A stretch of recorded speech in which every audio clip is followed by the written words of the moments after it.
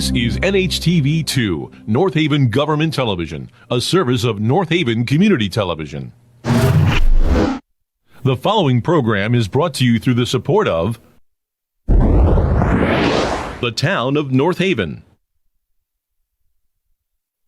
Well, that one just did. See? Happy St. Patrick's Day. I'd like to call our March 17th meeting to order. We do have a full agenda tonight. First item, minutes for a regular meeting from February 17th. Everyone's had a chance to look at it, review it. Questions or comments? Have a motion to accept the minutes as presented? I'll make that motion. Second? Second. All in favor? Aye. Aye. We really have no old business. Reports, expenditures? Questions? Yeah, I have a question. Page 4.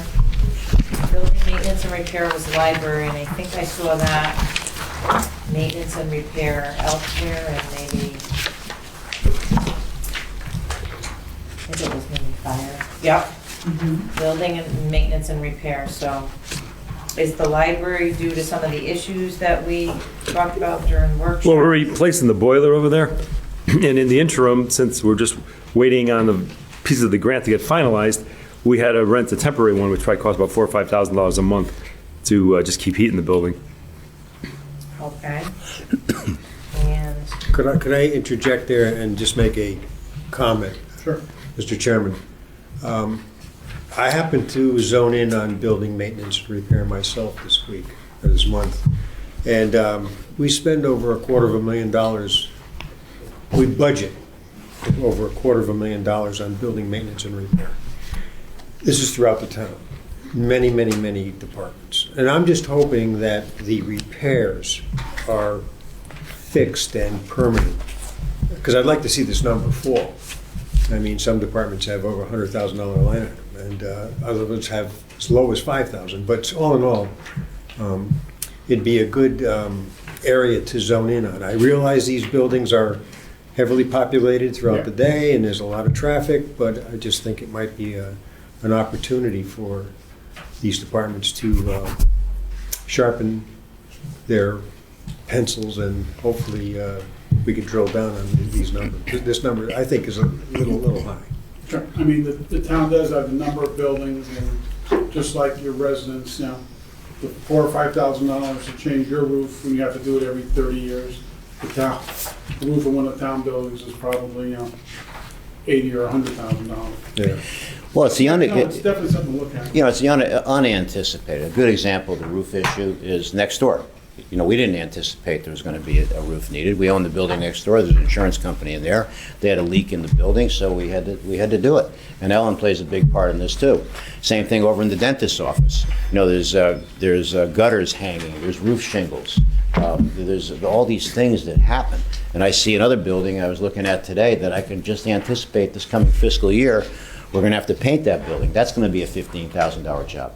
So these things pop up and they're unanticipated. We have a lot of buildings that we're responsible for. I'll talk to them and see if there's a way of us getting a better handle on some of it. If I could just echo on that, since Diana a while ago had asked for a list of all of the town buildings and rental properties, and Ed, thank you very much for providing it, and Ellen for distributing it. On page 7, as you can see, once again, as Jim pointed out, maintenance and repair rental properties is something that is currently at 341.5% of budgeted amount. And we only have, looks like, is it 6 buildings that are actual rental properties? So I don't know whether there was something in particular that has stood out this year, because it seems like we're, you know, at $40,000 in expenditures. Well, that was, I think what Mike just mentioned, we had to replace the roof. It was leaking inside the building, so we had to do that in a hurry. And which building was that? Next Right door. next door to the insurance one. The brick building. Yeah, we couldn't wait on To it. the right. The Gould Insurance? Yes. Yeah, got it. Okay, so that's the $16,000? I in don't this know the last exact one? number. It might be some other things too, Because it but said month to date expended, so I wasn't sure whether that was It's one probably a good thing chunk of or it. a bunch of things. But I agree with Jim, and certainly, you know, the fire department is something that we're constantly talking about. Some of these are brand new buildings and, somehow we have a $100,000 maintenance line item that is spent every single year. So I think that this is something that is worth zoning in on, as Jim pointed out. Yeah, and I bring it up every so often, just like office supplies. I still don't understand office supplies. I agree. That's another one that we budget, and is multiple departments we go over, and I've brought this up for a few years now. I don't understand that. Maybe we can look at that too. It's just, it's a constant issue there. They probably maybe just underestimate them. Yeah, but it's every year. I mean, Well, they're trying to keep their budget in line, so they're probably figuring out, I could worry about this next time. right, but then they're counting on, if they keep it low, then they're hoping that somewhere else that they're not gonna spend the money, so. Right, it that's never what- happens. Right, so that's why, I get that, but after a while, we should kind of know, have a better handle on that, so that's my other piece. I'll let somebody else go. Thank you. Anything else on expenditures? Yeah, I just had one question on page 9, Ed. Yeah. And this is under the police department. Under vehicle maintenance and repair, if you go over to, let's see, it looks like the year-to-date expended, it looks like it's negative 34,000. So does that mean money was put in? Because, Yeah, the police department does outside duty work, and that generally, the wages go in a separate fund. Except when they use their cruisers, and they're running it, we bill for that as well. And the revenue they get for that gets put into this account, because they're running their cruisers an extra amount I than more than see. normal. It's not routine town business, it's private business I that we see. bill and collect for. So I have to put it there because those vehicles are being used above and beyond the norm. I see. So again, The revenue offsets the expense. the revenue Right. offsets the expense, but we ultimately are paying for the wear and tear on those vehicles. Correct. We get in a terms lot of more, turnover. we get a lot, more- Yeah. we as you get a can lot see. more than it costs us. Okay, because that is reflected then as only a minus 10%, and it's really just because we're bringing in the revenue, so. He'll put a 10-year-old car there sometimes too, Mhm. and they'll keep them so they can You bill just it. got a vehicle there. Got a vehicle, Right. it's there, we bill it. Anything else on expenditures? Just one item. Ed, page 13. Okay. This is streets and roads. So we spent 73,000 and change on winter maintenance and supplies, not surprisingly, in February. But we still have a big encumbrance of 180? What's the 180 for? We've probably bought salt or sand, and we just haven't, we'll relieve it and clean it up in the next month or two, as soon as the winter's over. No, I figured that, but I figured that we spent 75 already in February. We really have another 180 to buy? If they're on the hook for something, they might, Yeah. but I doubt it. It's probably just needs to be relieved. That's a good point. Okay. And it could, same thing, part of it could be a contract that they have to just finish fulfilling a purchase order, that they'll store the salts, And have it for next year. yeah. We're good on expense? Now I have one more question, page 14, track and field. We expended, we encumbered, what is this?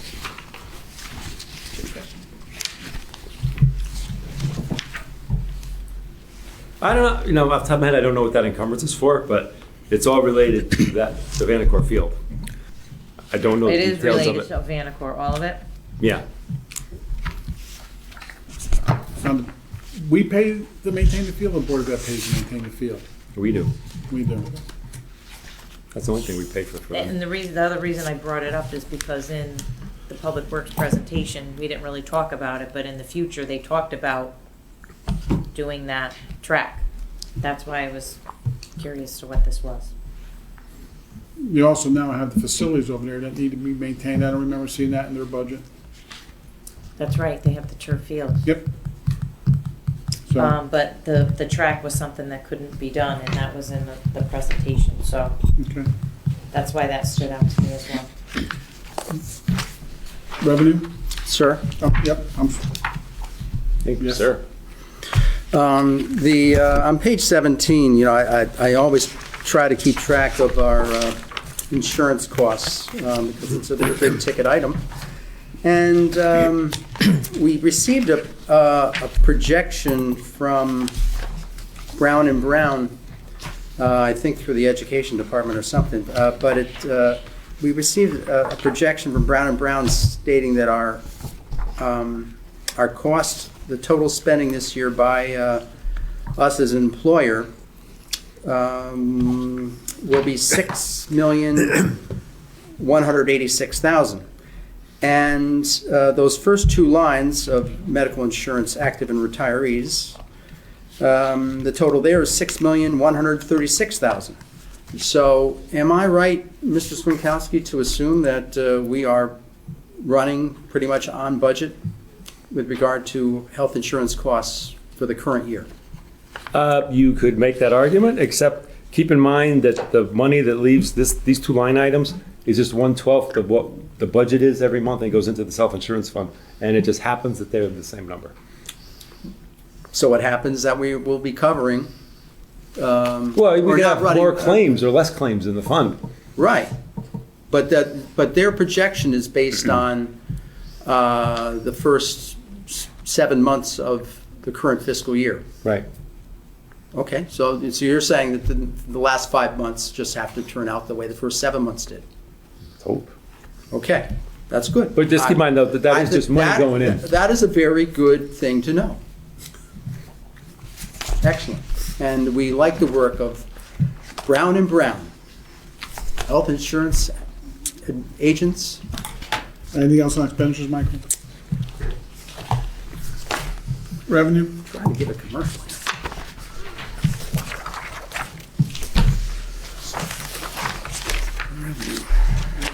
Put a tip jar out and no one putting any money in it. Special funds. Wait, nope, I have a Yep. question. Quick question for Ed, and this might have been asked before, but on the first page of the revenue, the Mashantucket Pequot is at 33%. What exactly is that? And is that something that is under, or it's paid at a certain time of the year, or? It's paid a third.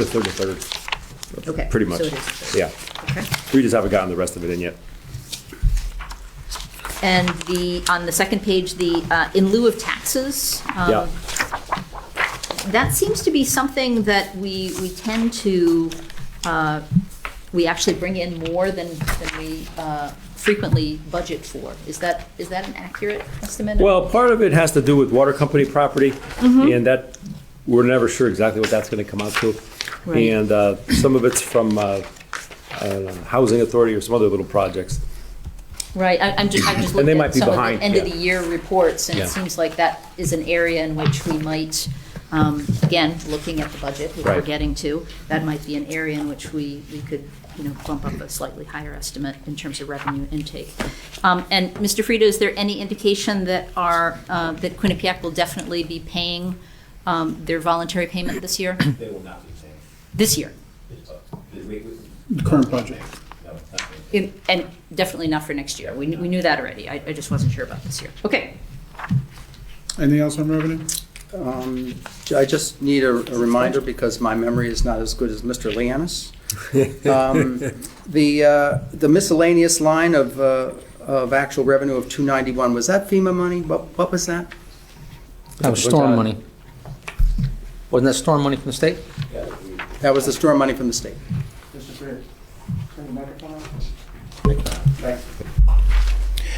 Was that?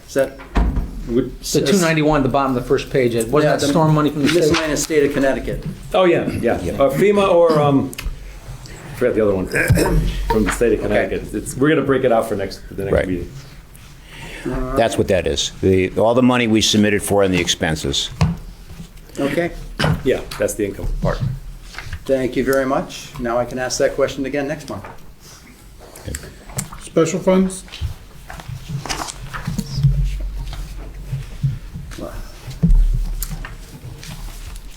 And Board of Ed. Actually, no, hold on. I just couldn't find that piece of paper. With the special funds, is it accurate to say that if you combine the two Board of Ed special funds, that they have a balance of about $780,000? Is that accurate? Yes. And what exactly is the added amount that was added as a negative amount to expense in the month of February, this $46,467? They were given money from the state, and they charged the items to this account here, and then they reimbursed it. They could have easily put it in a separate fund somewhere else, but they said, I'm going to set up more funds for you guys. And money from the state, is this from one of their ECS grants, from an ESSER grant? I think it's an ESSER grant. Because again, if that's the case, I don't know why it goes into this. Well, because that's where they paid it out of, just to get it paid. I see. So it's a reimbursement. And it's a reimbursement to it, yeah. So I said, okay, that's fair enough. Okay. I'll have to check and see if there's an expenditure. Okay, thank you. Anything else special funds? Will we be getting more ESSER funds on a monthly basis, or is it an annual basis? The ESSER funds. I don't think we'll be getting them on a monthly basis. No, definitely won't be monthly. No. If anything, it'll be either annually or biannually in two separate payments. Okay. I will ask more about that later in the meeting. And is there is an ESSER 1 and an ESSER 2? Yes, there's Okay. ESSER 1 and ESSER 2. Because Yes. we've heard reference to ESSER with respect to this particular special funds before, and now we're in this new era Yes. of ESSER 2, in which the Board of Ed received $1 million, right? So, okay. Board of Education?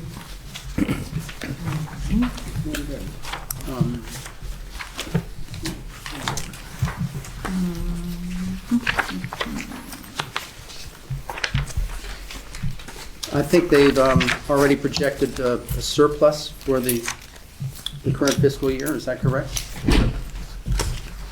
Yeah, I think it was in the last month they were projecting. The last month's, about narrative? 300,000. Yeah, they should, I mean, one good in session, there's Yeah.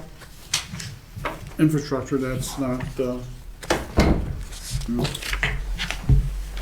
Okay, so they will have additional funds to carry over, which they can carry over the same way they did last year. yes. Okay. Great. Excellent to know. Anything else, Board of Ed? Have motion to accept the reports as presented? I'll make that motion. Second? Second. All in favor? Aye. Aye. As we get ready to begin finalizing our fiscal year 21-22 budget, Mr. Fried has been in contact with our state senators, congressional representatives, and he wants to update us. Yeah, so thank you very much. So I want to give everyone an update as to where we are. I've been working very closely with our United States Senate group and our 3rd Congressional group. And most recently, Rosa DeLauro and I hosted a 3rd Congressional District meeting to explain the federal CARE Act money that is being offered all across the country. So I'm going to give you an overview. For those viewing on the audience here, where we are at tonight on this budget, as the Board of Finance members know, it shows a 0.58 mill rate increase. But I can assure you that by the time I get to the town hearing on April 6th, there will be a no tax increase this year. And tonight, there'll be maybe some iterations going through this budget. There may be some thoughts in terms of what more we can come up with. We have put together a decrement list, Ed and I. We sent it out to the Board of Finance. It's well over $1 million in cutbacks from the original request. But here's where we are in terms of the federal money. Every city and town will receive a certain amount of money. And for North Haven, that amount will be $2,340,000. The way it's going to work is that it will be issued in 2 payments. The first payment will be towards the back half of this fiscal year, and the second payment will be in the beginning half of the next fiscal year. So we know that there are specific criteria as to where this money can be spent. And one of the areas that the money can be spent against is lost revenue for any municipality as a result of the pandemic. And if you look at our building permit fee lines, I'm projecting that that's going to be off about $900,000. And as many people have heard me said many times, that we lost 37 economic development projects this year because of the pandemic. So we're going to be able to present a 0% tax increase because the money we're getting, all of us, from the federal government, not only is designed to go against lost revenue, but it's also designed to offset one-time expenses that the municipality, any municipality across the country, had to endure, whether it was storms, tornadoes, or the pandemic. And those one-time expenses can be, for us, in tornado debris, of which we paid about $700,000 that was non-budgeted. It could be overtime for fire, because they were out there during the pandemic. So we're going to be having two payments that would be approximately $1,200,000, to round it up. So with the federal care money that we're getting, in addition to reducing this budget a little bit more, we're going to be able to show a 0% tax increase come April 6th. This is on the heels of a 0.46 mill rate reduction last year. Now, I'm going to give Mike Callahan some credit here because he asked if we can go back to our insurance agents. And for this coming fiscal year, we see in this budget $7,160,000 for health insurance. When we went back to our agents, the number they gave us was about $6.6 million. So what that means is there's about $500,000 more in this budget. Now, we're not going to recommend we take the 500 out because we recognize that it's important to start building the reserves.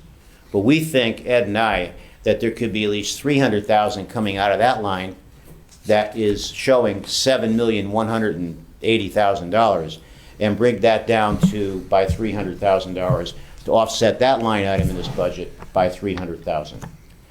So with that $300,000 coming out, and with the CARES Act money coming in, we're going to be able to show a 0% tax increase this year.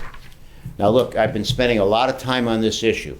There is still some guidance that the federal government is going to give the states and the municipalities. For the metro cities across the country, the dollars are going to come in directly from the federal government. From the non-metro cities or towns, the money is going to be going to the state, and the state is going to be obligated by the federal government to distribute this money in a timely fashion back to the municipalities.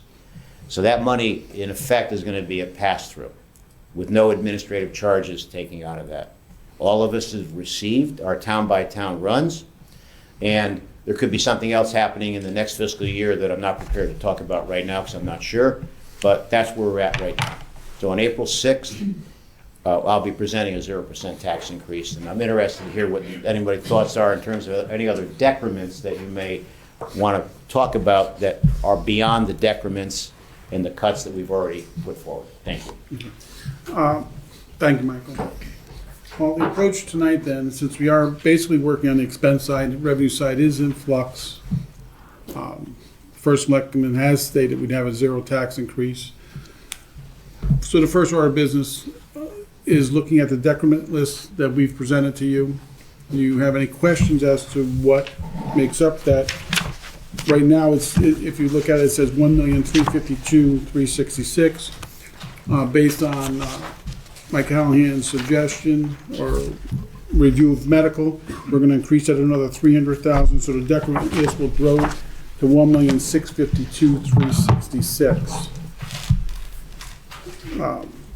Both with a slight increase in the electorate,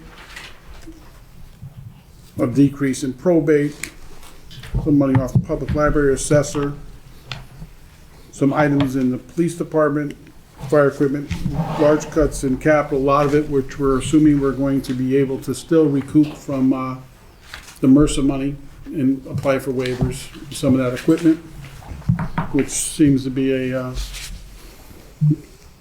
pretty much guaranteed acceptance if they've been following the same protocols they've used in the last few years. But are there any questions on the decking list that's presented to you? And I asked basically minority members, since the rest of us are the ones that came up with this. Michael, did you have anything? Any questions on it? Yeah, I do. I wasn't certain how you were going to handle this, but yeah. Some of these issues I might go back to a little later Sure. on, but let's once again look at the bigger numbers first. First, I want to say that thank you, Mr. Frieda, for trying to give me some credit, but I have absolutely no influence at all on the amount of claims that we get and the cost of our health insurance. But just an examination was recommended, and I'll talk to you later about my gripe there. But you have a nice health insurance work group that was established last year, and I hope that I still think that between now and our April meeting we could gather and go over the numbers, the structure of the numbers, the forecast for the future, and sort of get a report card on the administration of our self-insured program. So I think that's very important, and I think Mr. Doheny will agree that this working group really was enlightening, and it allowed this Board of Finance, through us and others, to be well aware of our health insurance responsibilities financially and the risks that we were taking entering a self-insured program. So I am going to ask for that still to occur, even though it has not occurred to this point. That Mr. is Hallahan, good. why don't you please accept the pat on the back? No. Jesus, take it. No, not yet. Not until the job is done. And the job is, we've started there, which is good. 300,000, that's all right. Well, actually, it's 600. We're taking an yeah. additional 3. Yeah, and I want to make a request. I'm going to have a few requests tonight. One request is from Mr. Swinkowski on the accounting of this. Is I'd like to know if we could have a separate line item for the contribution to reserves, because that way we can track what we're paying in terms of claims and the administration of our insurance, and what we're putting away that will cover us in times of severe claims. That would be, maybe the work group can do, that has nothing to do with the Board of Finance. No, but The work group can talk about whatever you want to talk about. Yeah, The money in the budget goes right into the self-insurance fund right. and stays there until claims are paid. I know. We will talk about this more later, but Okay. I still think our reserve contribution that is above and beyond the projected expenses for the program could be separate, and that way, we can track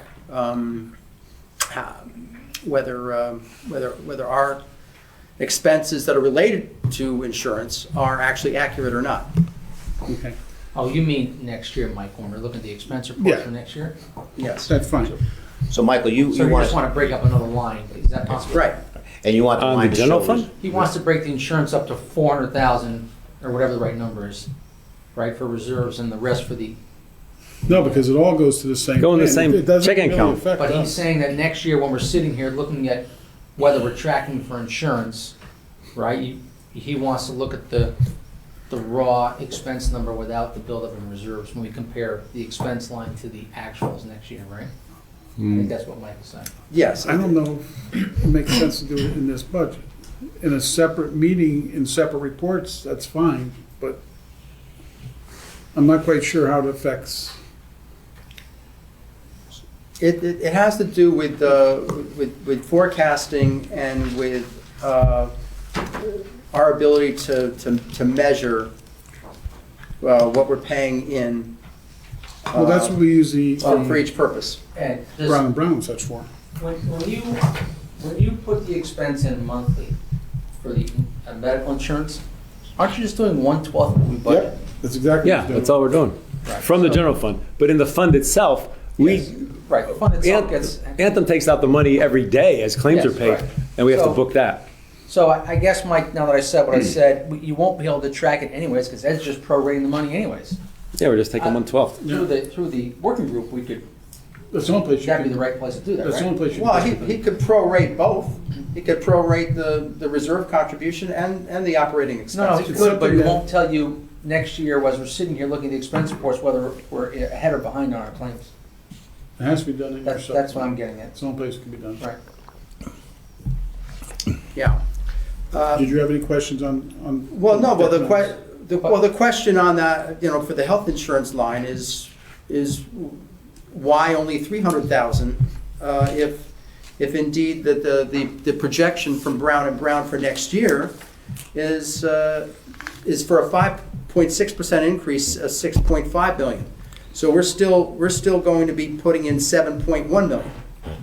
So, No. I'm sorry, no, No. 6.8 million. 6.8. Yes. Right. So, 6.8 million. So we're adding 300,000 more to reserve, or 300,000. more. roughly 300,000 to the reserves. We're So, increasing the reserves by 300,000, that's all we're doing. so we Which is could have, prudent. right.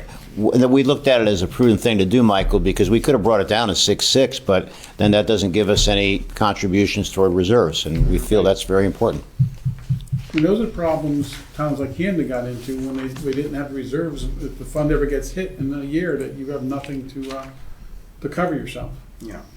And we're putting the money there, but we're not spending it We're not right spending away. it, It's just sitting in another checking separate account. It's in a- Right. It's in a different Pocket. pocket in the same pair of pants. Well, let's not forget, we have a deficit to begin with. That's part of. And there is a budget. deficit this year, yes. Okay.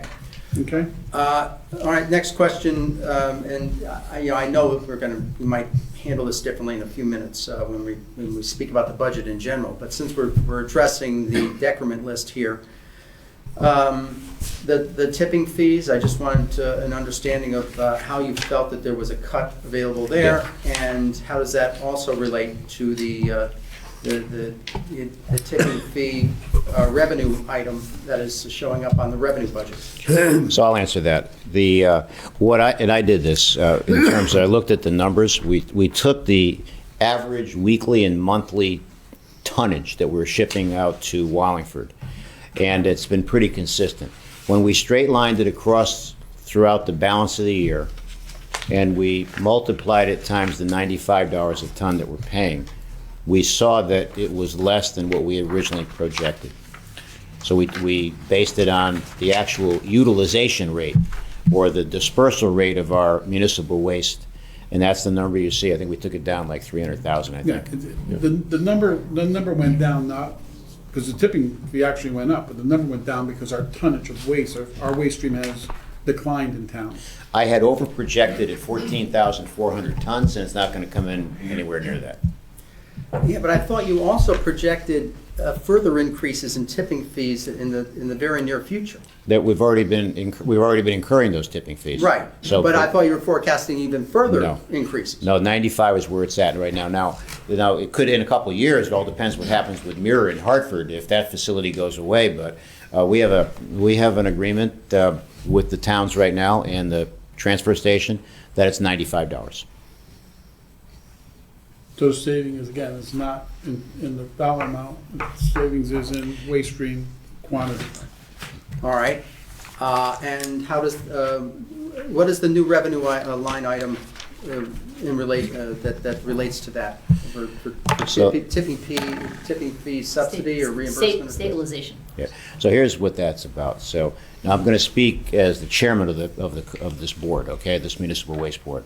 So I've been chairman of this board for about 7 years, and we've worked hard to put a fund in place that we call a tip fee stabilization fund. What that means is that we had known that down the road the tipping fees were going to rise, but we didn't know how much they were going to rise. So all of the towns in this board that I'm chairman of have monies that are allocated in one account to them. So the format is based on the fact that when we see excessive tipping fee increases, like we did this year and we will have in the next fiscal year, moving from approximately $71 a ton to $95 a ton.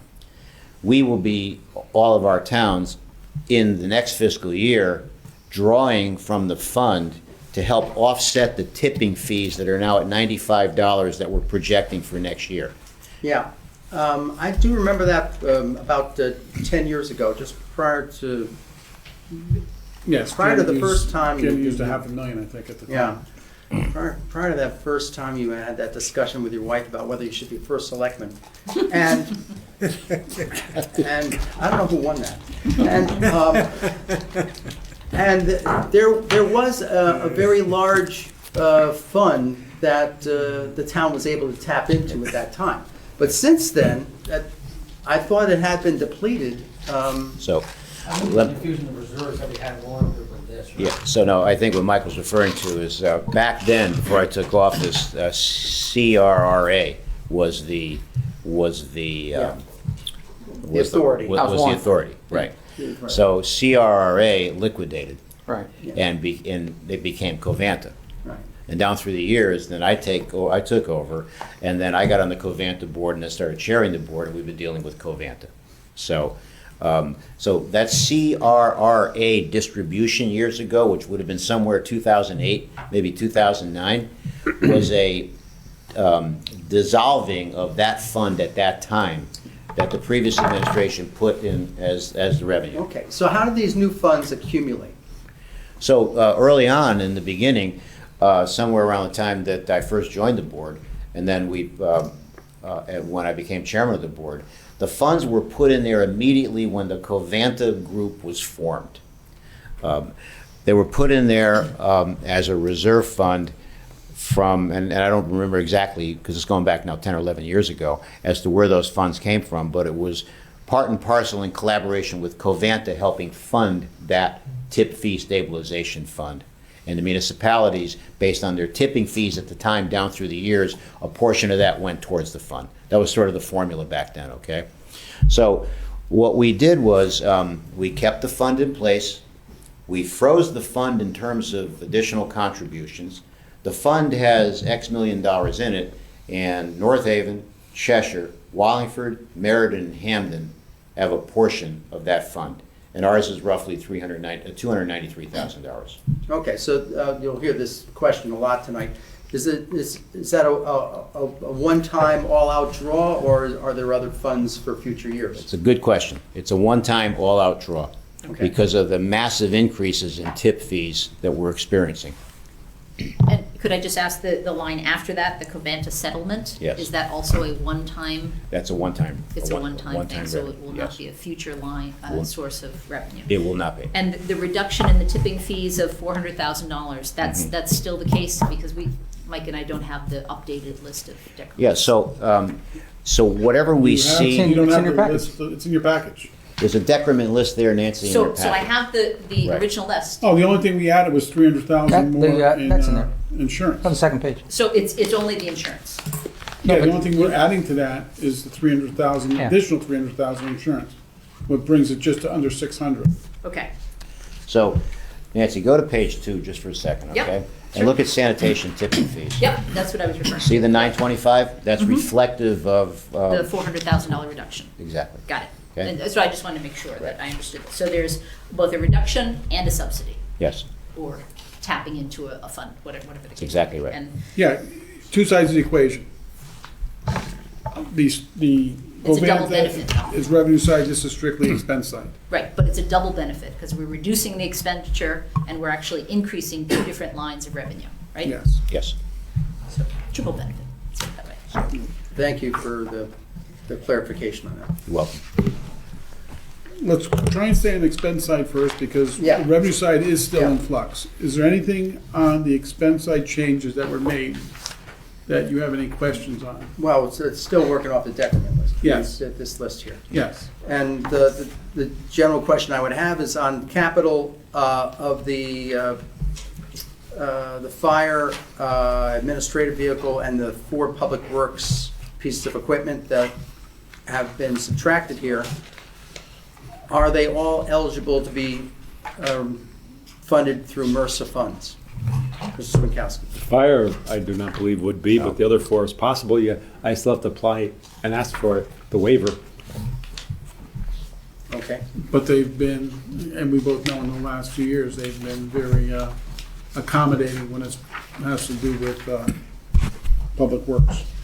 So that's really the question, is the two items that have been eliminated for Public Works, the mini excavator Kubota and Public Works four-wheel drive loader, are we cutting them or are we using waivers to pay for them? So we're cutting them. We're Oh, cutting we it. are? Oh, okay. We're cutting them. Got it. And then we'll try to see if we can get them waivered, so to speak, but there's no guarantee on that right now. I see. So you have applied for waivers and you're waiting for a response, or you No. haven't? He has not We haven't applied. applied Okay, yet. because I knew you applied for some waivers, but I wasn't sure what they were. Those were on the previous trucks that we had authorized through the waiver format. But these two are being cut, and we will then, Ed and Ed will apply to see if we can get them through MRSA via the waiver system. Got it. Okay. Anything else, Michael? Um, Come on, I'll give Nancy your turn. Well, we can come back to Mike if we answer this question. I don't know, you know, Mike, sometimes he's just hanging there. You have something, or you want me to move? On the And we'll come list. back. The allocations for a possible new fire truck or two down the road, have those been retained in the budget? Allocations, Mike, what do you mean? So in the budget, Michael, you'll see a lease amount, Yeah, and that lease amount is going towards another truck. right. So that has been retained. That's been retained. Okay. Yes. That was my question. Right. I'm sorry. Now, the good news, if I can just fill you in on something else on that, there's a current lease line item in that budget that'll be expiring. It'll come off the books next year. Yes. So then that's a good thing for us. Excellent. I might as well say it now. The reduction on the police dispatcher expense, that, as small as that is, of $12,000 from $30,000 to $18,000, what is the impact of that reduction? That was the number the chief gave us. Yeah, he told us to Yeah, change told us that, to I yeah. think His he workshop. actually reduced it during his Those, workshop those presentation. reductions in police were basically given to us during their workshop. He refined his Yeah. number that night. Okay. All right. Sorry, that threw up okay. a red flag. Yeah, the registrar reduction of $1,200, is that? No, actually, that's an increase of 1,200. Increase of 1,200. Okay. I think it was supposed to be 19, wasn't it? Good. Let me explain that, 'cause, you're right. Happy for 12. Right, so when the registrars were here at the workshop session, they asked about their raise, and they had asked for a 4% raise. So I've spoken to the registrars and explained that because that night, if you remember, I said that we put it back in.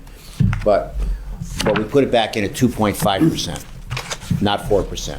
Yeah. And because, when we look at this budget, it has a 2.5% raise factor built in for everyone else. So we got to try to stay consistent on that. Yeah. And Well, then- can And they just got something the year before, too.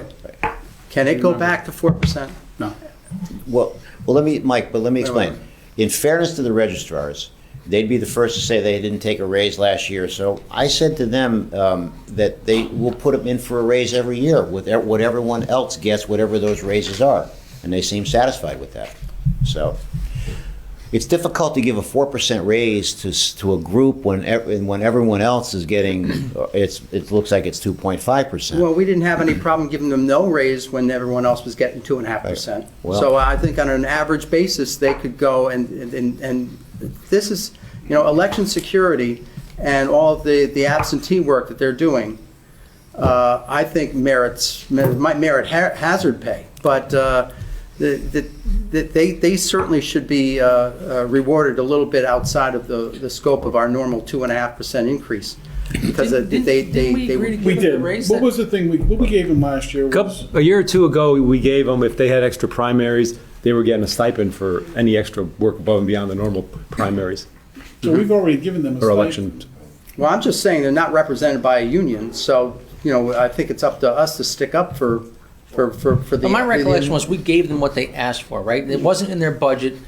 It came up and then you said kind of on the spot, I'll agree to it. Isn't this the number? No. So $600 in fairness to the registrars, Or- And it's only, and the cost is so low, I don't. Well, I mean, let me get the problem facts is- if you don't mind. So what was the answer there? So you remember the meeting that night, right? Yeah. So the registrars, and rightfully so, asked about their raises. They do a great job. Patty and Lori Jean do an outstanding job. We're very proud of them.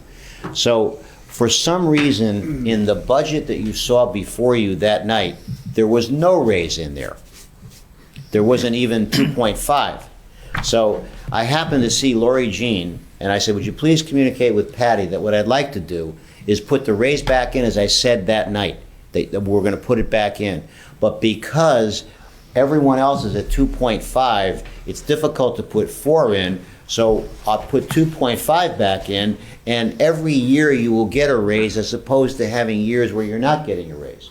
So Lori Jean seemed satisfied, and that's where we were. Now, I have no problem talking to the registrars tomorrow to see maybe if I've misread that, they're not Okay, satisfied. yeah, all right, thank you for committing to do that. Just do Okay, that, and that's okay, fine, all right, okay? okay. Thank you Good. very much. You're welcome. Because we still have April to work with, and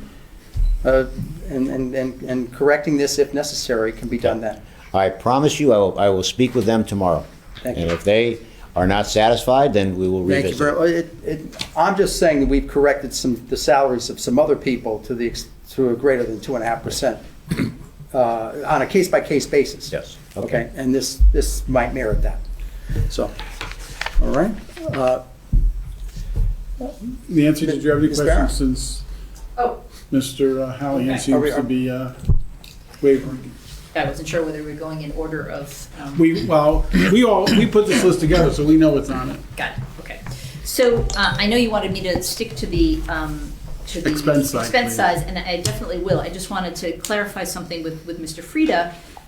Since I'm also a member of CCM, I got the same printout about the non-entitlement, and I completely agree that the town side is getting the 2.3 million, but also the school side is getting an additional $2 million again as part of this. With other caveats as well, different caveats. I'm sorry? A different, With different different, there's certain criteria that they have. Oh, that they absolutely. rec- No. There are stipulations for the use of both of these as part of the overall plan. But I just wanted to point that out again, as you mentioned, for non-entitlement towns. I just think that we have, kind of the two levers, both the revenue side as well as the expenditure side. So I think it's really important to get all of the revenue listed, from the CARES Act to ESSER, steep grants, American Rescue Plan, MRSA funding, the special funds for BOE, MRSA waivers, everything, just get it all out there so that we can really have all of the information in front of us and then attack also the expenditure side of things. And I think that's really important. Because again, I'm sure you all saw the publication in the New Haven Register that made it look like we were getting $10 million. right. And that, it's just not So, accurate, right? until everything's finalized, I mean, the focus should be on the expense side. Well, We should be focusing on what we have to provide the community, and the best way of doing that, and we'll work the expense side as the state gives us more and more information. right, but again, we as elected officials are asked to work with all of the information, which is both sides of the ledger, both the revenue and the expenditures. And I understand Yes. there's a lot in flux, I understand, but you all have been able to meet as these Republican members of the group have been able to meet about and get this information. We only got this list of decrements 4 days ago. We only got the pages 3 to 8 of this updated version of the budget about 30 hours ago. We only got the collective bargaining agreement schedule earlier today, and we only got the whole packet as we walked in the door today. So there's only so much we can do with information that's kind of just presented. to us. Just so you understand and you know, the rest of the members of this board just received pretty much everything you just described, except for the decrement list, which they developed. Yes, and I So, completely, I mean, we're all in and that's the why the same focus, handicapped and again, we're spot. not looking to finalize our budget tonight. The idea is to focus on the expense side, have an understanding of where the revenues look like they're gonna be, and this is what's presented in April. Right, but we In do have to May- vote in- on the in numbers, April- right? In April, we finalize it and present it in May again.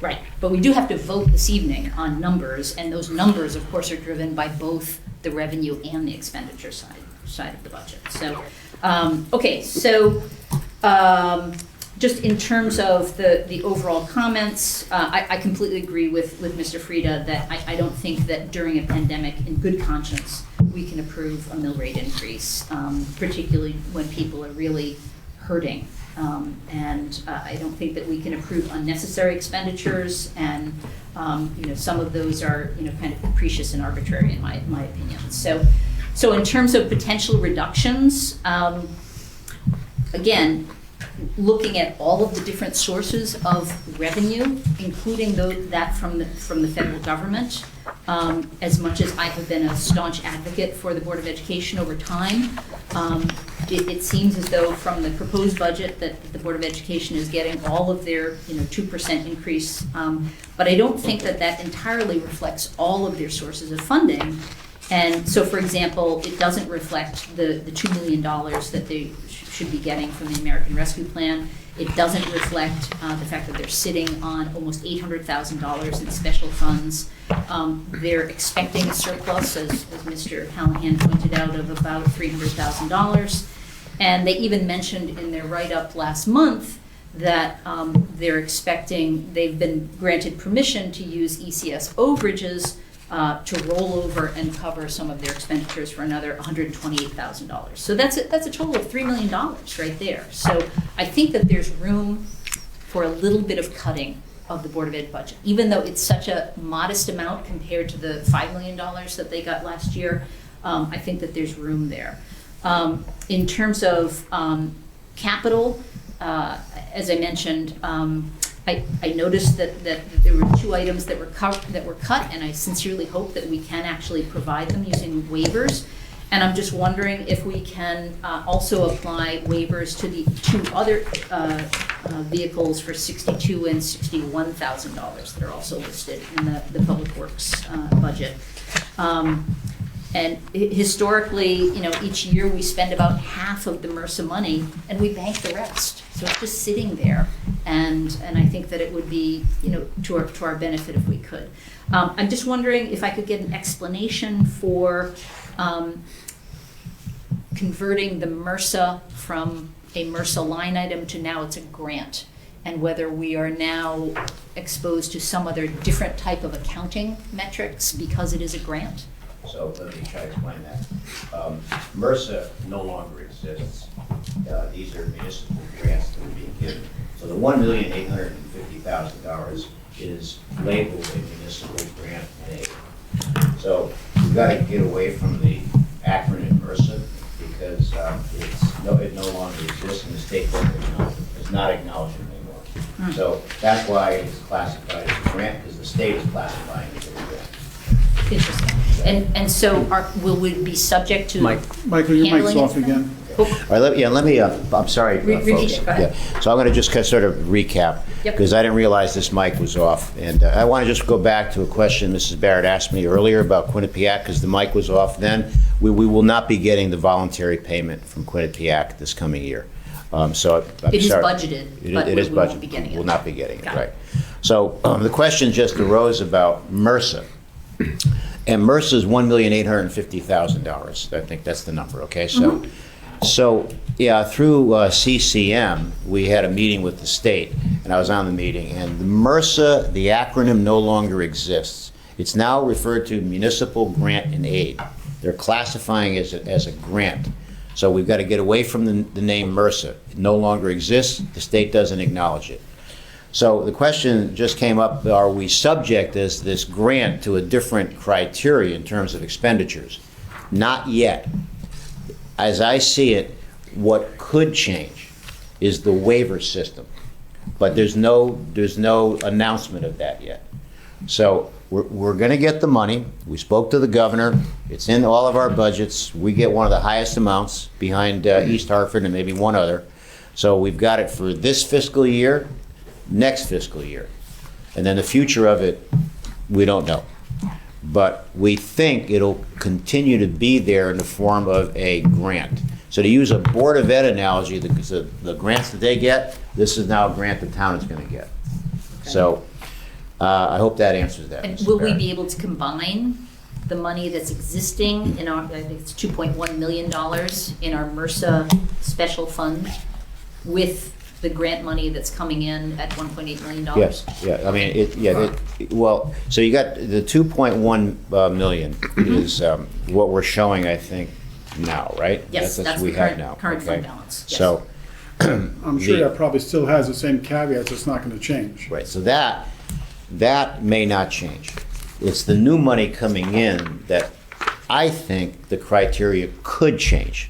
Okay, so it will be separate. Will it be more restrictive or less restrictive? I think it's gonna be more restrictive. More restrictive, but in various grants, will it cover a more diverse group of categories? No. So now, I could be wrong. I'm just giving you my best guess on this, okay? I hope it stays the way it is because it allows us, like Ed and I always talk about, to put in for waivers. If anything changes, the waiver system may change. So no longer would we be able to apply for trucks, but I still see it towards streets and roads and public works expenditures, not beyond that. So could we apply for waivers from this Yes. 2.1 Yes. and also from the grant? No. No, No. we don't know, We would just we use the don't know grant the conditions on the grant. Right. I But see, what 'cause we we don't may, know how it what is. we may try to do is test the system by putting waivers in the next allotment. Got it. And that will be tell us what the state's gonna do. Okay, so kind of trial and error. Yes. Got it. Okay. And again, as I mentioned, I just wanted to be more specific with the capital, excuse me, page 38. I thought we might be able to apply for waivers for the Ford F550 service utility body truck and the Isuzu NPR HD 150 landscape open body. I think there's two of those. So one is for 62,000, one is for 61. Again, I just thought this might be a good use of our MRSA funds. Again, No, that's a good point. If that could occur,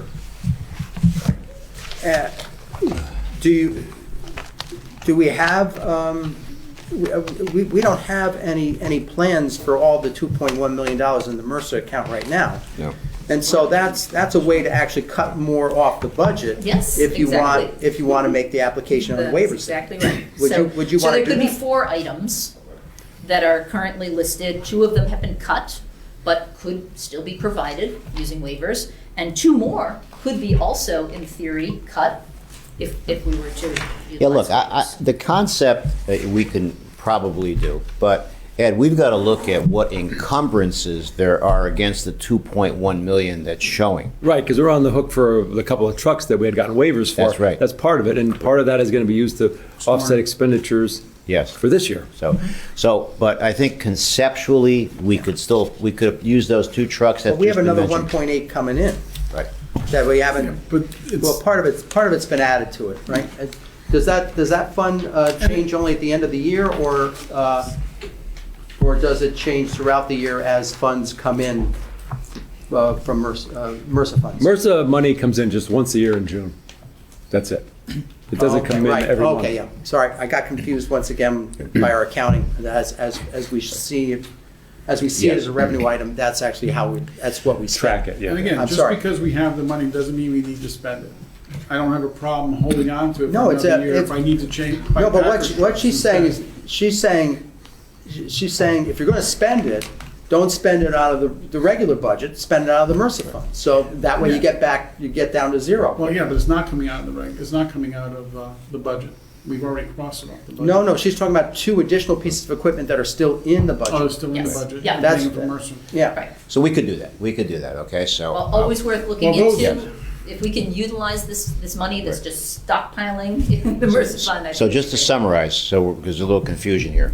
The 2 trucks that are on page 38 are the ones you're referring to, right? The 2 trucks remaining in the capital budget? Yes, Okay, yep, all right. exactly. I mean, the only problem can be. 62 and 61. The only problem Yes. can be is if you don't get the waivers, Now, it's not in our budget. He does need those vehicles. These other vehicles that we're asking for waivers for, we can live with another Yeah, year if we don't right. have them. But those two, we can't. And if we don't get the waivers, then it's not in our budget to buy. Oh, I agree. So, but are you proposing That's a good pulling him out and then? So, yeah, you'd have to take Yeah. them I out. have no idea what the Okay. turnaround time is on applying for a waiver. So what I would say is, we keep them in, because that's a very Yeah. valid point. We still apply for the waivers. If If we you get get the it, you're waivers, fine. if You we just- get the waivers, then that's great. Yes, you can't pull it from the budget, though. But, because those two are really needed, so, Okay. but Yeah. if we got the waivers, then It's a more then it critical comes need than out the of, ones that were it comes pulled. out anyway. Yes. But These, then you it's can do after it. the referendum, or? Okay. Well, the thing is, the referendum would be in May. We'd have to file for the waivers right away, see if we can get an answer on it, so. So it's all a timing issue. Got it, okay. And again, with respect to the same capital page, again, we were handed the 4 pages that listed, yes, on the second page, the most important, that listed the capital amount of $972,150. And to me, it seems like there's a bit of an error, because we started with an original amount of $1,335,150. If you subtract off these 8 deductions from your 2-page decrement list under capital, those 8 deductions add up to about $850,000, and it appears as though that's about $125,000 less than the number that's listed in the actual budget, which is this 972. So I'm not sure why. Are you on page 4? Yes, I am. On page 4, you've got to take off the decrement, well, the decrements are off, but you got to also take off the 333,840 that haven't been put in, so we tell the people. And the second page of the decrement list? Yep. But that shouldn't apply to capital. No. No, this is my point. Oh, I Is missed that. the original capital number was, what is 1,335,150, right? And then you subtract off those 8 deductions, and you should, and it's a different number. It's 847, and you've got 972. So I'm just wondering why there's a discrepancy. We should just be able to take the original, whatever, Board of Finance annual budget for just the town side from, back in January, subtract off these 8 items from capital, and we should get the right number, and it doesn't work. We might have put one item back in, The generator. the generator for the fire department, It could very well be. 69.9. Yep, that's what it was, the generator. Right, I think the difference was 125, but We had I it out, can then talk we to put you it about it back. And maybe it was afterwards. I think the Put it difference back is as a decrement, or put it 125,000. back in the No, budget? back in the budget. Back in. So Right. we took it out, but then we put it back in. So the 69.9 is back in, so we'll look to see if there's still a 60,000 or 70,000 discrepancy. Mm-hmm. Yep. No, that's, but didn't we put it above the line someplace else? Yeah, I Or think maybe that's We were included. scratching it out, it was above. I don't think that was taken out. So, anyway, so that was that, and then, let's see. As far as other, kind of big ticket items, I know the police had asked for 4 vehicles. Again, just based on the maintenance and repair fees and the fact that they get, brand new tires every year. I think we could probably reduce that down to 2, currently it's 3. I think we could even go 1 less possibly and get it from 180,000 down to 90,000. Again, in terms of the fire trucks, again, I am always supportive of safety for all of our first responders. But I'd just like to point out that the fire trucks and all vehicles that are currently driven by our career firefighters, meaning 2 engines, 1 ladder, and 2 ambulances, are all relatively new vehicles. What we're really talking about is replacing 2 of the older vehicles that are in our volunteer firehouse. And they are also very important, but I'm not sure that the criteria is that we need to get something that's brand new, that we won't actually have for another 14 months. I think it's far more important that we get something that is, say, under 15 years of age, and that we can get quickly, either through a purchase or through, some sort of financing. It doesn't have to necessarily be a lease, because again, if we're leasing something and we're providing specs, it's the equivalent to having to place an order and we don't get it for 14 months. So I think the real issue is we need something soon, but we don't necessarily need it to be something that's brand new, because it's not something that's driven around town every single day, all day long, as our career firefighters are operating. So I'd just like to put that out there. So I might suggest getting one fire truck rather than leasing two. Because again, the expenditure is not just $211,000 next year, but $300,000 for the next 5 years. So just a suggestion of mine. And again, in terms of the fire department personnel, I know that this has been a phase-in plan for some time, but again, I just have to point out that any increase in our first responders increases our contractual obligations, not only due to the hiring, but also, and the new firefighters, for example, but also the new positions. The fact that we have lieutenants and captains now, those positions are not only higher salaries, but whoever takes their place, because they have more vacation time, are paid time and a half at those higher rates.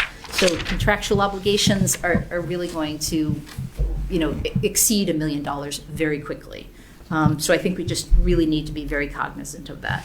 And last but not least, I'd just like to say, as I said before, during this pandemic in which the unemployment rate is 9.1%, we're not getting any Quinnipiac funds, our grand list is flat. I just don't think that we can be offering salary increases, whether it's for parity or for any other reasons, that are really, in my mind, very large salaries. And again, I think there's a standard human resource practice, which is when somebody retires after a long career, they're typically replaced with someone who has fewer years of experience and they're paid less. So I think all of this was started by offering Police Chief Glenn, who's the chief of police, a salary that is even in excess of his predecessor. And then there's this pressure to offer parity to the fire chief and to our director of finance. And I'm not in any way questioning the value and contributions of these three individuals to our town. That's not the question. I think it's just really a question of timing. That if we really are looking at our expenditures and we're trying to keep the mill rate down, I just don't know how we can be offering $10,000 and $20,000 raises, particularly when our director of public works didn't get the same type of salary increase, and she certainly offers a lot to this town as well. So, I just like to call that to everybody's attention. Thank you. Michael, do you have anything else on the decrement list? Any other suggestions for changes in the budget? Well, the budget as a whole, yeah, there's stuff to talk about, but the decrement list, no, I think you answered the question about the generator. I wasn't sure if the cost of it went down by $75,000. Yeah, that was the last number we seen, was the 69.9. 69. It came with a quote in the library. Okay, so even though it's still in there for $50,000, 69.9 is what you believe? I thought that's the what cost it might was. be? Didn't she mention in her presentation that Oh, yeah, they inspected out and it came in quite a bit less than? Came in less. She said. Didn't you say that? She said it during Yeah. her budget workshop too. Right. Okay. Okay. Nothing else on this list. I mean, I assume you've all gone over it, and I don't analyze the smaller amounts, and it's okay with me. Okay. Any other suggestions for changes? On the budget? The budget. We're looking at expense side. This is what's going Okay. to April 6th. All right. If there's no other comments or questions. I just had one question about the $330,000 footnote in terms of a potential cut. At what point do you think that we will know about this? Because We again. should know by April's meeting. Yeah, April's Board of Finance meeting. April's Board of Finance meeting? Right. Okay, but Yes. not by the Well, public hearing? Well, Could be. the dollars will be in there Right. for the public hearing. Uh-huh. But okay. the content will probably be not divulged at that time and will be at the next Board of Finance meeting. Okay. By the way, we could buy the Board of Ed another printer because they seem to be printing a little bit on the light side. They just need some toner. Yeah. Just a general question for the finance director. As far as debt payments, debt service goes, what major changes are occurring in the upcoming year in terms of or in the current year, about what's coming on and what's coming off, and is there anything worth refinancing again? Well, Nothing can be.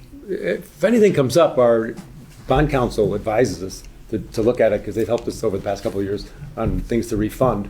But they haven't brought anything to my attention lately. So, Michael, I don't think there is anything. Yields are going up, they're not going down now. Yeah. Right. And rates are about as low as they were gonna get last year, and the 10-year yield is up now, so. and we refunded last year. That's why you see that the Yeah. principal and debt interest are both backwards. Yes. Yeah, we had a debt savings account. Debt service reserve. Debt fund. service Yeah. Debt reserve. service reserve. And I saw a line in the revenue section. Is that once again being used? Yes. That's Yeah. the general fund reserves that we It's the have. general fund reserve. So Right. that's not That's not the debt service fund. the Oh, I debt thought we service. were using No, debt service Right. reserve. it has the word debt in it, but it's not the same account. Right. It's in the general fund, this one. Okay, I just didn't know if you were noting the same use of funds in a different way this time, but it's a different account. It's the general fund reserves, right? Yeah, general fund reserves. Yeah. So there are no debt service funds, reserves that are being used in the way that they were before. Or That We would be used maybe that both account's last empty. time. We used both last time. Remember, they were very similar wording, and the dollar amounts were. Right, it got a little was confusing. Confusing. But the premium, I think this question is, the Without account that we using had, the that premium, we accumulate the premiums on the bond issuances from, Right. wherever we call Yes. that, we're not using that in this budget. Correct. So we have a little bit of a resource for next year on that, Okay. because there's still money left in there at like 264,000. Yeah, not a ton of money, but But it's a little bit Something. left, right. I have a few questions on the income budget page that was provided to, I guess that's page 7. The interest on short-term investments that was reduced from 400,000 down to what, 100,000? Is there some reason Yeah. behind that? Yeah, part of the reason is when we extend due dates on taxes, so that means that if the money's not coming in, that any reserves we have are utilized that would normally potentially have gone into interest-bearing accounts. So that's a good strategy for us, because as other municipalities are taking out tax anticipation notes, we haven't. So we use some of the cash, let's say, that would normally go into investments to help fund the cash flow until the taxes come in, because we've delayed the taxes now for two halves. That's part one. And Ed, part two, that's kind of really it, right? well, the rates are down, and like I said, Right. yeah, we had extended it 3 months the first half of the year, and it's another 3 months, so you lost half a year of interest Right. on the bulk of the money. I So- see. So just because you're utilizing the money, you're not accruing that's right. interest. Got it. But it's much cheaper than going out and bonding it Right. or So- financing it. And the flip side of that, the pilot line item under State of Connecticut increased pretty substantially. Yes. What's the good news there? Good news is it's approximately $464,000 more in pilot this year, so. Any particular reason, or? State's formula. Yeah, I think the formula was readjusted, and, we're grateful for it. And, that's a good number for us, the increase, but there are other municipalities that are getting millions more in pilots, so. But Exactly. the penalty for, I don't want to say a penalty, but when you're there's always a scrutinization of the well-run municipalities financially that don't get as much money as the distressed municipalities. That's what happens. And where do you think the American Rescue Plan money will go in terms of a line item? So we're debating that right now. Right now, the criteria is lost revenue, which we lost a lot, building permit fees as an example.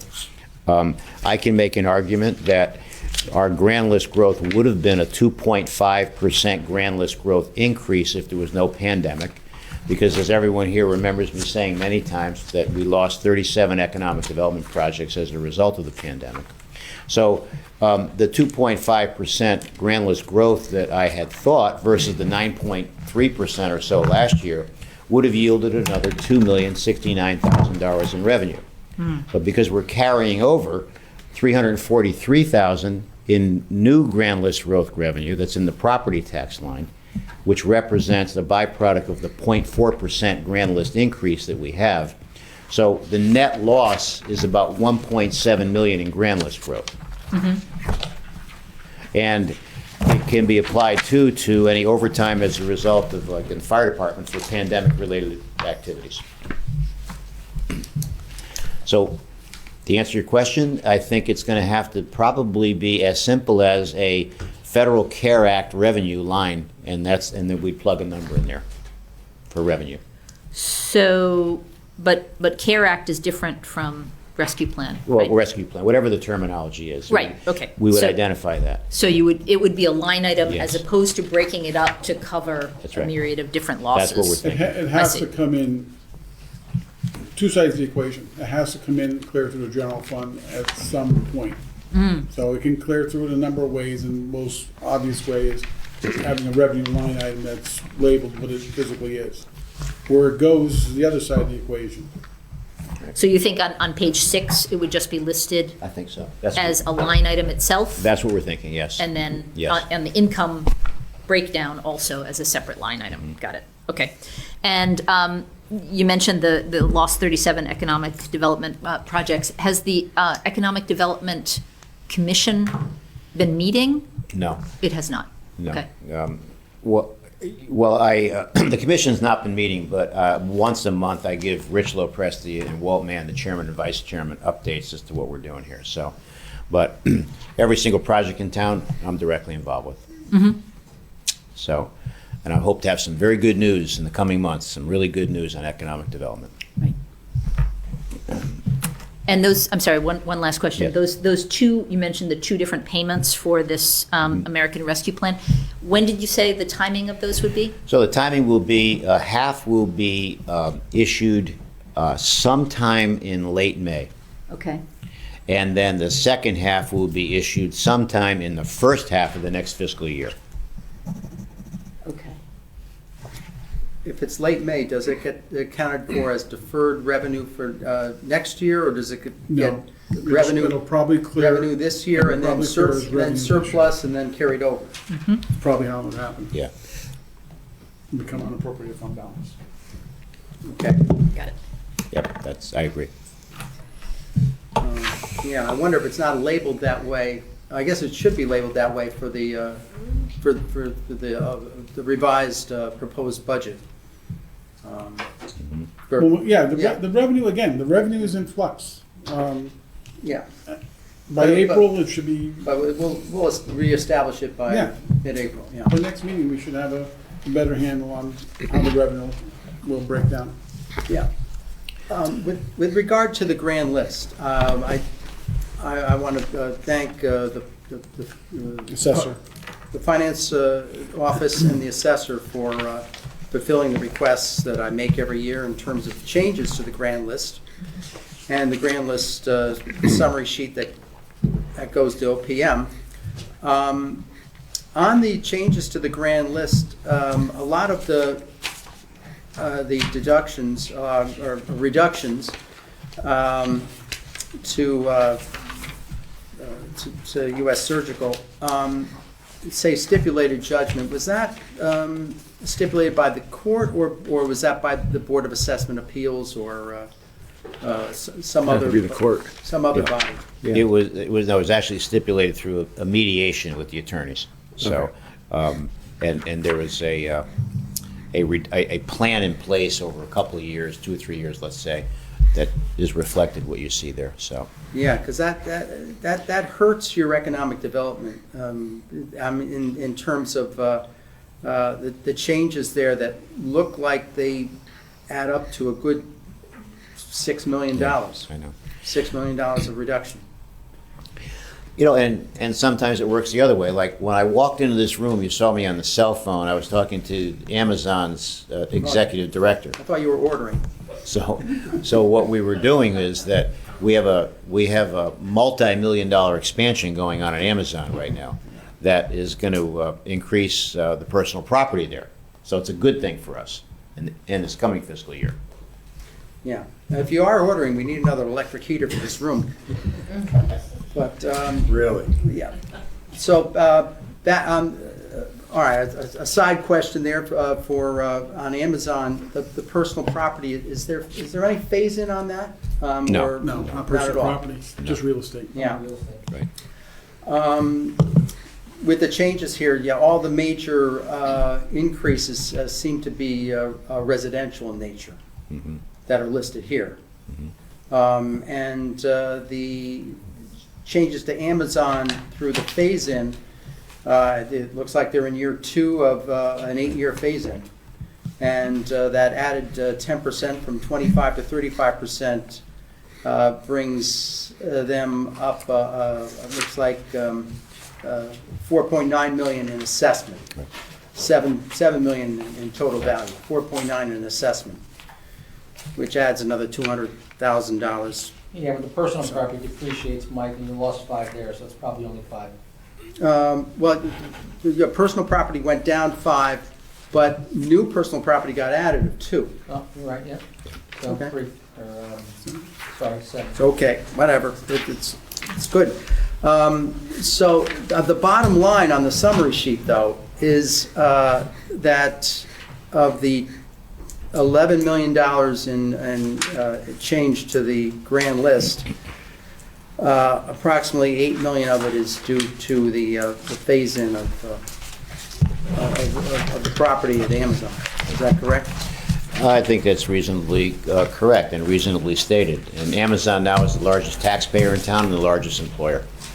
So a $3 million growth in the grand list when 5 of the 12 months were pre-pandemic. It's just, it is a little disappointing, but it comes on a great banner Right. year, the year before. I agree. I'm a little surprised at that.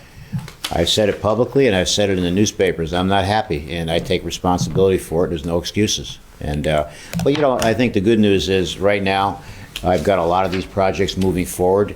You're going to see the old Boston Market be developed. You're going to see the old DeLauro Plaza be developed very shortly.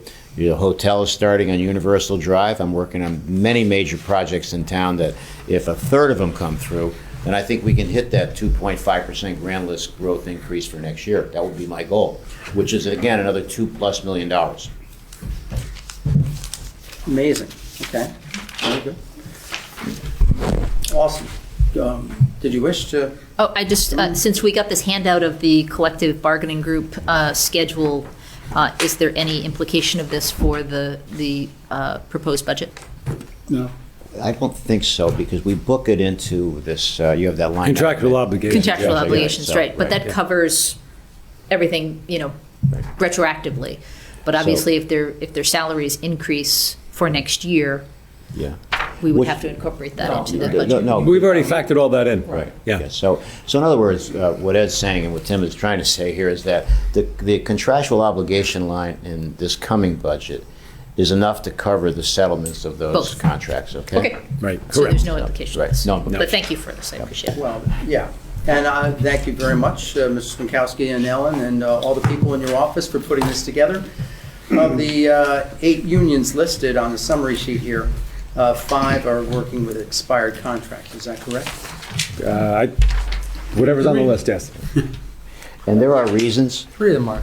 yeah, and Yeah. two reasons we Pretty can't much. get into here, but we always have we have always had a good relationship with the unions here, and the ones that are still in progress, there is a lot of discussion going back and forth, and there's reasons why that I can't really share here, so. Okay. Any reader, though, of our budget who looks at, say, the police department and sees what the salary line is there, it's unfortunate that I don't think they're going to add in the contractual obligation line to those salaries. And so some of the bottom lines of what these departments are actually costing us in this given year are not perfectly accurate, Right. because retroactively there'll be Correct. a greater expense. Correct. It would be good if the contractual obligation line could actually be within each department, but then you would be giving away. Then what's the point? Yeah. We set it up. Right, I said just put them on the lines. Yeah, And we were trying not to do that. yeah, I know, okay. Yeah, I know. I'm I'm making the reader aware of what's under the covers. So, okay.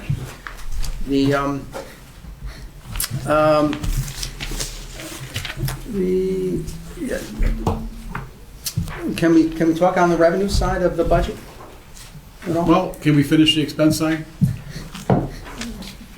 Because that's what we're sending to April's meeting, is the expense side of the budget.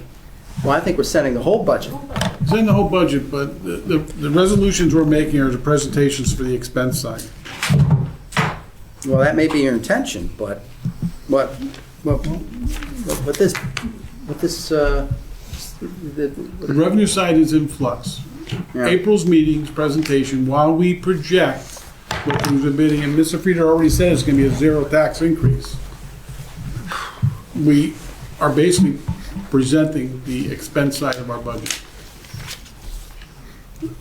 And then in May, we present the entire budget.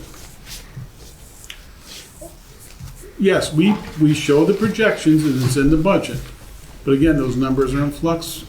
I mean, there was one year, we didn't even get the numbers, I think, until May from the state. the final numbers. Yeah, the final number. So Yeah. we put in the best that's there, especially with the CARE Act, as to what dollars that may be generating us and how it's gonna be entered into the budget, that Mr. Swinkowski will be working on in the next few weeks so that he has it for us for the April meeting.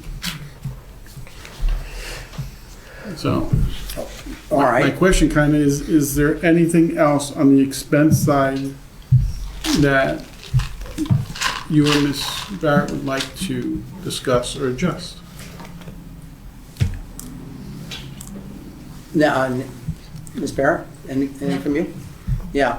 Oh, I want to revisit the Board of Ed, and the only reason why I do is because, you know, sure, it's a great, nice number compared to some other years, compared to last year when I voted against their budget. But the accumulation of savings and the anticipation of what they're also getting in money from the federal Rescue Cares program. I think that those two factors alone would allow us to reduce their budget without impacting their expenses or their bottom line. Well, Ed and I met with the superintendent, and they feel differently, Michael. And they've got a pretty good plan on how to use a lot of this surplus money. They want to do what we're doing here in funding the self-insured account, but they also are working towards a plan that would add a special education account that would be designed to pump in a lot of money to that account to offset the volatility that we see every year. And with no solution coming from the state on special ed, even though last year I reported some of the things that were going on, we've got to, and I agree with them, we've got to minimize the volatility, particularly on incoming students that have an impact on the budget that are non-budgeted. So they want to set up a significant fund that would be entitled, for lack of a better way to describe it, a special education volatility fund, and put money into that. And I think it's a good idea. Now, when education funds are received for that program, on the town side, it's going into the general fund. On the education side, is it being treated as though it's Wait, say state that? revenue money, They're gonna fund it out of their budget. huh? They would fund it out of their budget. Look at it this way, think back 10 years, when the Board of Ed came to us, and they had a number of students move into district, and they couldn't cover it in their budget, and that's the first time, I think the only time this town ever appropriated additional funds for the Right. Board of Ed because of that. Yes. This would eliminate that possibility. They would set up a reserve account so that if in any fiscal year, people move into the district that they weren't expecting and then impact them significantly, that they could not absorb it in their budget, they would have that reserve account to offset it. Well, right now, some of the funds that That's right. they Yeah. receive, some of the funds they receive are revenue items in our budget. Yes. That's right, Yes. that's correct. Everything comes through as revenue. Everything Okay. clears through the general fund. They do have grants that are outside, but anything that comes from the state clears through the general fund. Everything clears through the general fund. Right, so we're gonna have an estimate then of what additional money the education side is gonna get from the program. And that's going to be an additional revenue line item? No. No, that will No. have, our understanding is that's gonna have. It's gonna be conditions on funded it. out of their budget. They're No, gonna we're put the money talking- aside. No, you're talking Now we're about talking different things. additional funding. You're talking You're about talking CARES, different things, right? CARES money. Right. So, Michael, there's two, the CARES money or the federal stimulus money they're gonna get, they're gonna be bound by the same criteria we are. They're gonna have certain categories. It could be, one of them could be investing more in technology, spending more money to Right. ensure that any distance learning, Right. that there's the appropriate technology available for the parents and students. It could be summer programs to help catch up some of our students who've fallen behind during the I pandemic. know, but all right, those expenses, are those gonna be additional line items in their expense budget for the next fiscal year? No, No, no. it's outside the budget. No, that's outside the 2% budget. So that's, when the money comes in, they will determine, let's say, how many new laptops they need, or what summer programs, what summer school programs they need. So they're gonna treat this like it's a special fund? They're gonna treat it as a grant with conditions. Yes, with- Grant with conditions. Well, that's different than how the town's treating it. The town's not gonna treat it as a grant with conditions. Well, I mean, how would you there's wanna- gonna be conditions. There's conditions. But it's gonna be treated as general revenue for which expense line items are gonna be created. No, No, it's going No. direct to the No. Board of Ed. I No. believe. Yeah, it's going direct to the board. No, I'm talking about on the no, town the side. town side Talking will. about why The town there are side will differences come in in how it's like gonna be that, handled. but the town side will have conditions it needs to meet to utilize the fund. Right. As they And- will. And Ed and Mr. Fried are quite adamant that they have enough items already to offset, Within our to existing budget. fulfill that requirement. Within our existing budget, there's line item Yes. categories That can for which fulfill these that funds will be, requirement. can be applied. Yes. Yes, and new line items that are, like I said, a summer school program. Well, that's right, on the education The side, edu- okay. Yes, right, the education side. So But if you look on page 7, you'll actually see that there's federal ESSER 2 is a line item in our income budget. So the ESSER funds are going to be used, and, this was the whole article that was in the local paper about the $1 million that's coming to the Board of Ed, and the 4-phase plan that they have for utilizing this $1 million. That's for ESSER grants. And that, of course, is included in this budget. It is not, this budget does not reflect the the additional $2 million for the Board of Education from the American Rescue Plan, nor does this budget reflect the American Rescue Plan $2.3 million on the town side.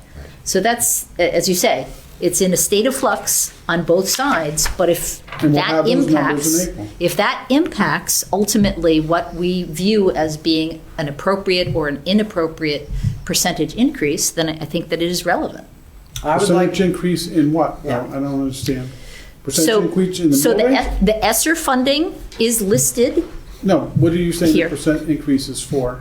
So the 2% increase to the Board of Education budget, Yes. that is not inclusive of a $2 million source of revenue to the Board of Ed. The $2.3 million is for the town, again, for this American Rescue Plan, not reflected in this budget yet.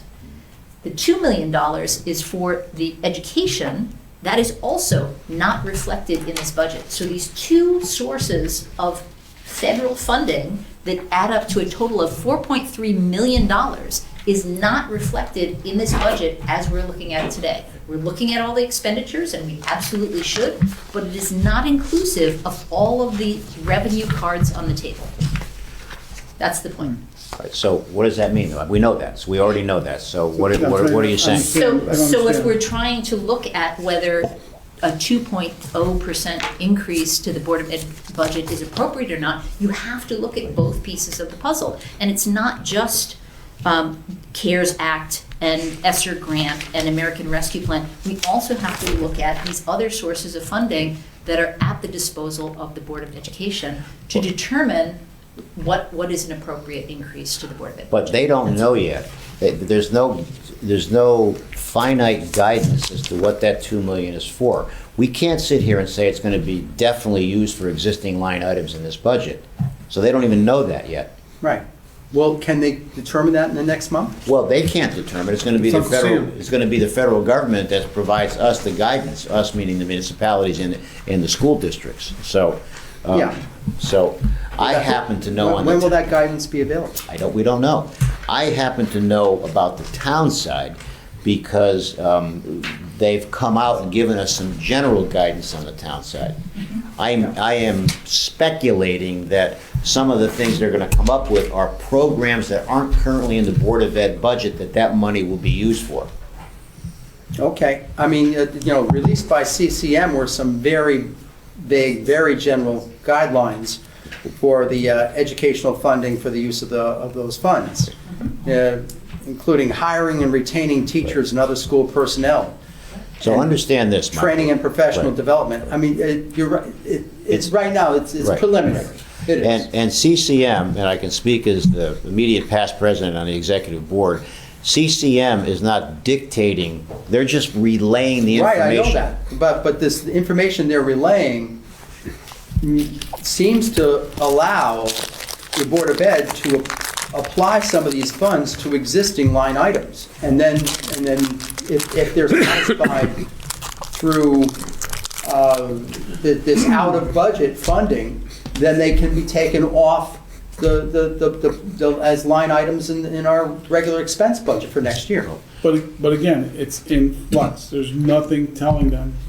We can't make assumptions, short them in their budget, and then they can't meet their ultimate goal. And also, there's something called MBR that we're obligated to, minimum budget requirement. So we got to be careful about that too, meaning there's a state statute regarding MBR.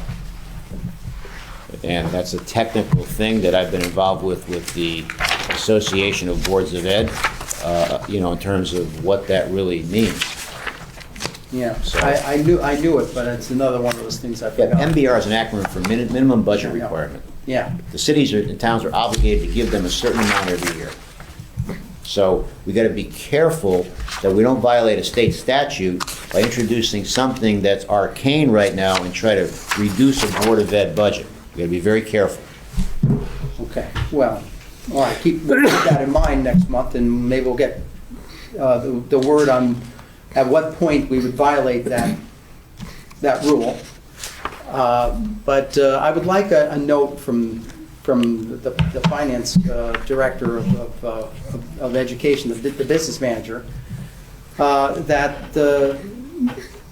none of the rescue funds are going to go toward any expense line items that we could otherwise eliminate. All right, so we'll do it tomorrow. We'll talk to Howard, okay? We'll talk to Howard. I'm not sure how he can even answer. I don't know how they He can get, doesn't know. how can they get $2 to $3 million and have it not even affect next year's budget at all? It doesn't allow us to make any reductions. Mike, he's got a list of all his grants here that they always work with as well. There's about 7, 8 grants on here. I know. We never get involved in those. Right. Yeah. So we just got to be cognizant and careful, okay, at this point. And we'll talk to Howard. We'll ask him the question, okay? I don't know if he can answer it right now, but we'll, out of respect for your question, we'll ask him the question. Thank you.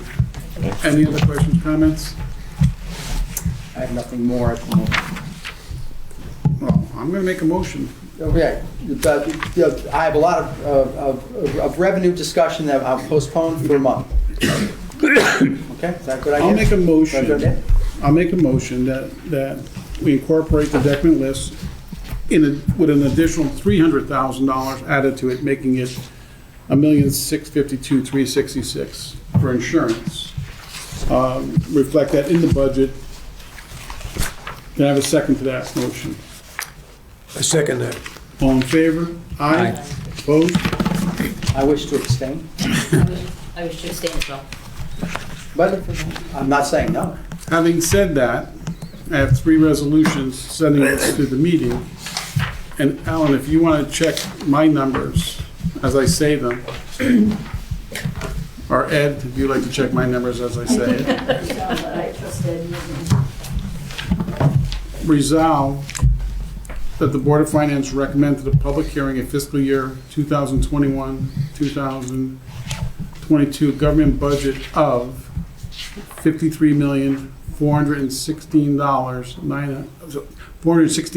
$416,904. Mrs. Krause, you agree with that number? No. Do you take the extra 300,000 off?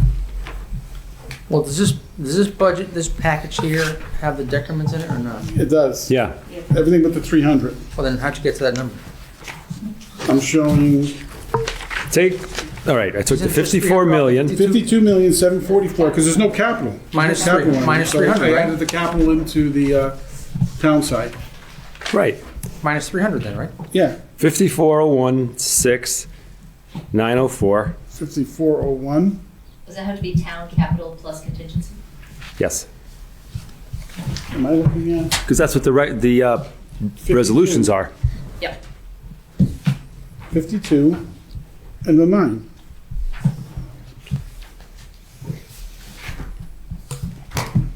Yeah, let's all add the 53. numbers up again. 53,383,064. That's what I got. Yeah. 53. Take the No, just 54,016, give me the number. 53.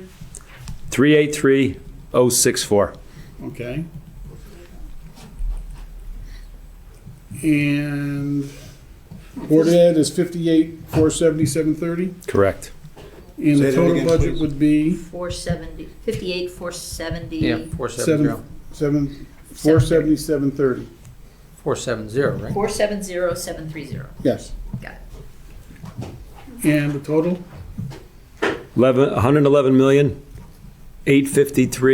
111,853,794. Okay. Wait, that's different from the book. Doesn't. Right, you include- took 300,000 You took off. 300,000 off. You took an additional Right. 300,000. Yeah. So, If you took resolve. 300,000, why isn't it 112,187? Yeah. It's true. It started at, what's 112,153 minus 300,000. No, it's 487. 112,487. 112,487 in the book. 634. No, you got to go below it and take the 333 Oh, for yeah, the stuff that hasn't been allocated there's because We're I, on page 4, that's why. Yeah, but it's not Yeah, I'm on page page 4. 4. go to page 39. Yeah, that's why. Yeah. That's why. That's why my number didn't match yours. Yep.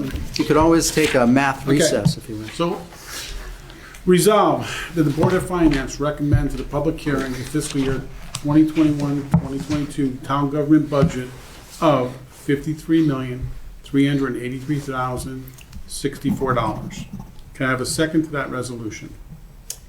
I'll second that. All in favor? Aye. Opposed? Opposed. And I will abstain. Resolve that the Board of Finance recommends to the public hearing a fiscal year 2021-2022 Board of Education budget of $58,470,730. Can I have a second to that? A second. All in favor? Aye. Aye. Opposed? Opposed. Michael? Abstain. Resolve that a fiscal year 2021-2022 budget recommendation of $111,853,794 will be presented at a public hearing to be held on Tuesday, April 6, 2021, with the Board of Education budget to be presented first, beginning at 7 p.m., followed by town government to begin no later than 8 p.m., with general discussion to follow as may be warranted. Can I have a second to that resolution? Second. Second. All in favor? Aye. Opposed? Opposed. Now, And abstain. as the first selectman, I believe, in the selectmen's meeting, gave a format for how the April meeting would be held. If you'd like to just refresh it for the board members so they understand. So the April 6th meeting will be a Zoom meeting. I'll be here at Town Hall, and we will have access, the public will have access. I'll be managing the questions through the Zoom chat box. We'll also have a phone here for a dial-in. And all people who pose the question in the Zoom chat box, they'll be acknowledged by name, by me, and I will restate the question and answer the question. Patrick Stirk, our superintendent, will also be Zooming. I'm not sure what location yet, and I think it's going to be a similar format for Patrick. That's the plan.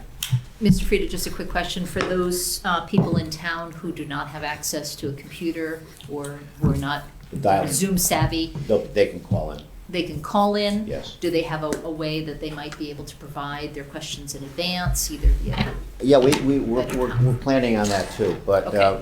you know, they can call? they could call. You know, our IT's working it out. The call will be here.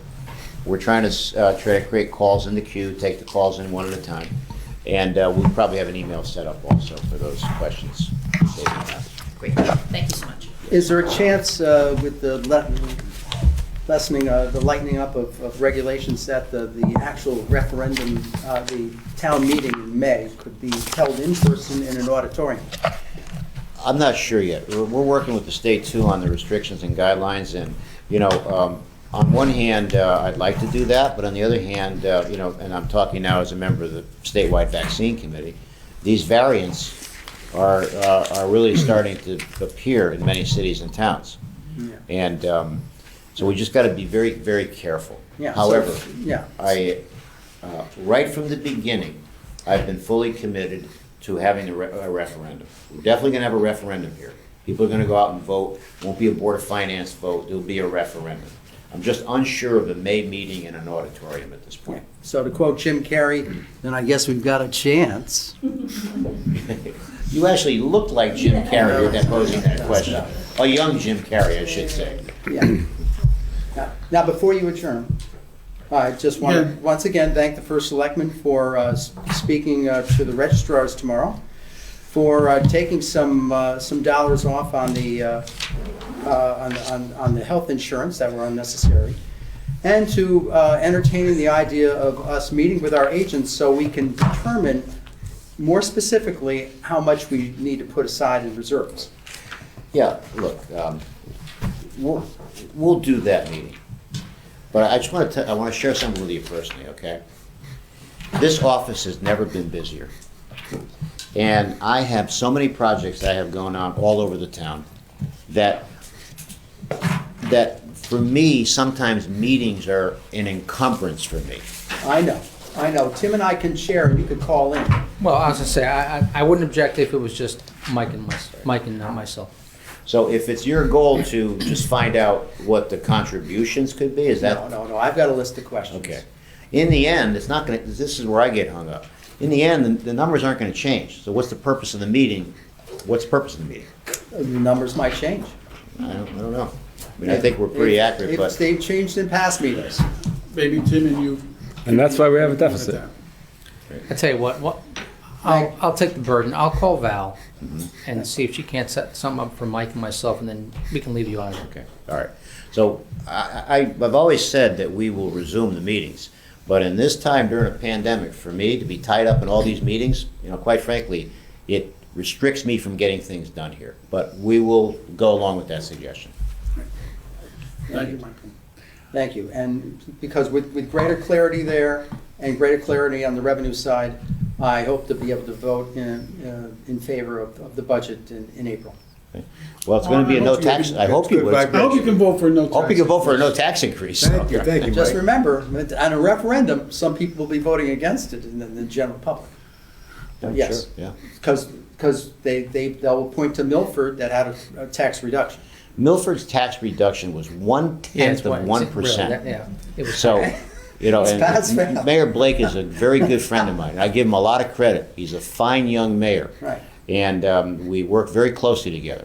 So, you know, 1/10, it's not much. That's okay. Listen, we'll get to zero. We'll take another 100 off, and then you could claim you reduced taxes.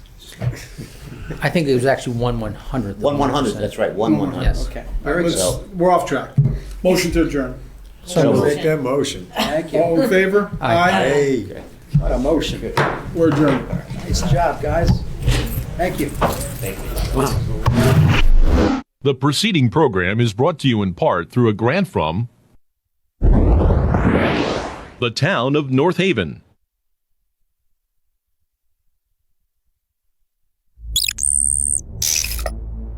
Watch town meetings or other videos on demand at nhtv.com.